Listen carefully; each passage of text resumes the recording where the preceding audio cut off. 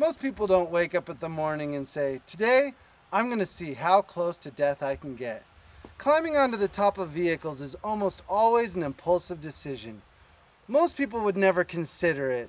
Some might think about after a few drinks, few may have even partaken, but most have no desire to ride on the outside of a vehicle. So what is car surfing, you ask? Michael J. Fox gave the best visual example of this in the movie Teen Wolf. Howl! But essentially, it's any time you're riding on the exterior shell of a vehicle. SUVs make the best car surfing rigs. Trucks count as long as you're outside of the bed. How many people actually get hurt car surfing, you ask? Well, from 1990 to 2008, over an 18-year time period, there were 58 reported deaths and 41 reported non-fatal incidences. But I'm sure not every single stat of car surfing gone wrong has made it into the stat book. So I'm going to speak to a few life experiences of mine. The first one happened in 1994 on a highway next to Anderson Ranch Reservoir. I had just recently learned to do backflips and was attempting to do a backflip off of a toolbox into the back of the bed where the rest of the kids were seated. The dads had already said to stay seated and stay put, but I thought, we got time for a backflip. So there I am, getting ready to do the backflip, when the truck starts moving and I flip and I land on the rail and I fall next to the tire right next to the cliff. So it is always important to stay seated when riding in the back of a vehicle unless you are entering or exiting. The second incident took place in 1999 on a lunch break from Mountain Home High School. I was car surfing my buddy Yeagis's Bronco Deuce, and we were just about to my house when he pulled into the neighbor's field and starts giving it a real good romp. Everything was going well till he hit a ditch, and bam! I was slammed to the top of the vehicle and flung up just as quick as the truck just drove away, and I started to try to run it out, but at 20 miles an hour, I just ate it and hit the ground. I only ended up a little bit bloody, but extremely dirty. One would think that, is enough. No one's ever going to want to ride in or on top of a vehicle again, but it took one more extreme incident to get me to throw in my car surfing hat. In 2002, my buddy Jason Molesbury and I, we were heading down to a party on the river just below Anderson Ranch Dam. Molesbury was heading out there to get revenge on a guy by the name of Kane. Kane had left Molesbury bloody after he had beaten him unconscious with a Carlos Rossi bottle on the side of a road.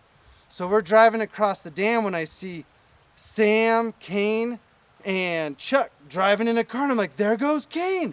So we flip around in this very truck right here, and the chase ensued. So I'm driving, and we're chasing him, and it's a long chase. Starts at Anderson Ranch Dam, goes through Mountain Home, all the way to the countryside, and we're on 18th Street, and we're going down the road, and I see a train coming, and I let off, and I think, there's no way we'll ever make that train.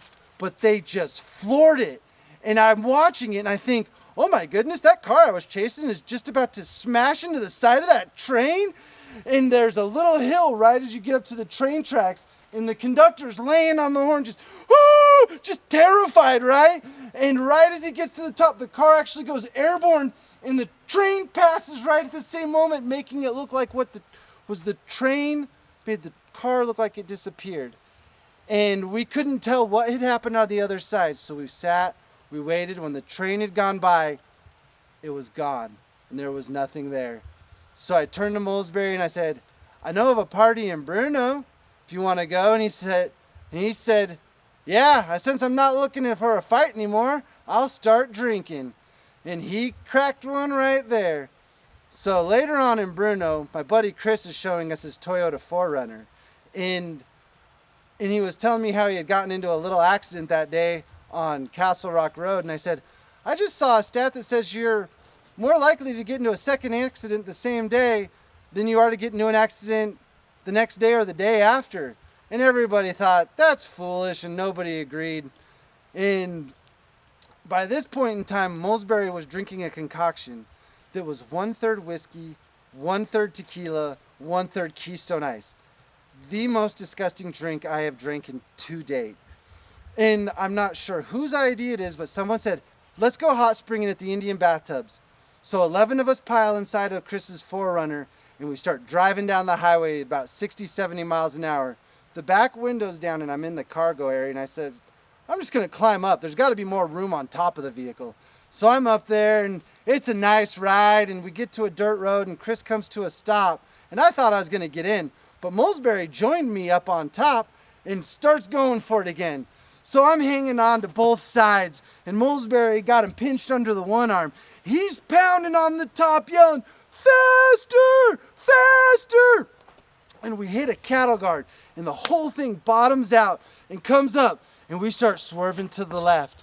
And I'm thinking, oh, this isn't good. We're going sideways. And then it started to straighten back out, and I thought, oh, okay, I breathed a sigh of relief. And then it starts coming back further to the right and starts to go off of the road. And we're heading to this giant sagebrush, and I thought, I need to jump. And I didn't think about it. I just grabbed a hold of Molesbury's shirt and jumped off of the vehicle. And I look over, and the headlights from the vehicle are turning over and over, and the vehicle is rolling. And I look forward, and the headlights were luckily shining right on the road. And I thought, okay. So I'm flying like Superman, and I get my arms out, and I like landing gear, and I land, and I'm skidding. And I'm thinking, this ain't half bad. I got this. And then Molesbury, boom, lands on top of me, and he rides me until I stop. And we both jump up, and he goes, and he starts going to the accident. And I tried to take a step, but I passed out and fell over. And so when I come to, I'm right next to the sagebrush, and I can hear the guys screaming. I can hear the girls crying. I see him flip the vehicle over. They thought I was under it. And I should have spoke up, but I stopped, and I listened, and I thought, this is what it sounds like when you die. And so I listened. And then Molesbury showed up with Chris and our other buddy, Jamie, and Chris was in tears because he thought he had killed me. And so we hugged it out, and we start walking back to the accident again, and I stop Molesbury. They go on, and I say, dude, I gotta go get in the hot spring, man. I'm blood from head to toe, just filthy, like, let's go. So we go off this way to go get back in the hot springs, and as we're getting in, we see flashlights coming. And coincidentally, some cowboys who'd been out spotlighting some bunny rabbits actually saw the accident happen, the headlights rolling way in the distance, and they thought, that can't be good. And so they came over to investigate and found us. And so there I am, floating in the water. Molesbury's hiding because he saw flashlights in his underwear over behind a bush. And I'm floating there, butt naked. And these cowboys got their flashlights on me, standing on top of a cliff with the whole party. And they're no longer sad about me. They are mad at me for doing hot tubbing in such an incident. But so I put my clothes back on. Molesbury grabs his clothes in his hand, and we walk up to the truck and jump in the back, and the girls get in the front, and we start going down the highway, and we were all singing Sublime songs. Loving is what I got. I said, remember that? Yeah, just like that. Anyways, as we got to the house, everybody went inside, and me and one of the cowboys sat outside, and we're chatting, and the first cop shows up. We see headlights. Molesbury just got done showing us his little scratch here and a little scratch there. And he ran off into the field because he had a warrant out for his arrest. So he didn't want to speak with any police officers. So the cop gets to me, he sees me, and I'm just dirty, bloody. And he's like, oh my goodness, you all right? And I said, I'm fine. Everybody who was inside the vehicle is in the house. And he looks at me and he goes in. Paramedics show up, same thing. Sir, are you okay? And I said, yeah, I'm fine. Everybody who was in the car, they're all in the house. So they go in, and they all come out, after me and the cowboy have a good chuckle about my semantics. And they say, Josh, they say you were in this accident. And I said, no, officer. I saw the accident about to happen, and I bailed. I jumped before it started rolling. And the look on his face was priceless. So after a few minutes of explaining, and I had to sign some papers refusing medical attention, against their good wishes. So the next day, I'm expecting to find Molesbury in perfectly fine shape. I've got open wounds literally from head to my toes, like face, toes, yeah, everything in between. And there's Molesbury when I find him, and he had what looked like to be 30 to 40,000 mosquito bites covering his entire body. And I would not have switched him wounds. It was so bad. And so I tell you all of this to show you what a human can live through. Molesbury had been beaten within an inch of his life. He had flown off of the top of a vehicle that rolled. He tested the limits of how many mosquito bites a human can handle. And in 2021, he slipped in the shower, hit his head on the tub, and while he was passed out, bled to death. And so if the simple act of taking a shower is enough to kill someone, then doing dangerous things such as riding on the top of vehicles should be avoided. For you are loved, wanted, and needed in the future. So before you go willy-nilly putting yourself in harm's way, remember, life is not guaranteed. Rest in peace, Jason Molesbury.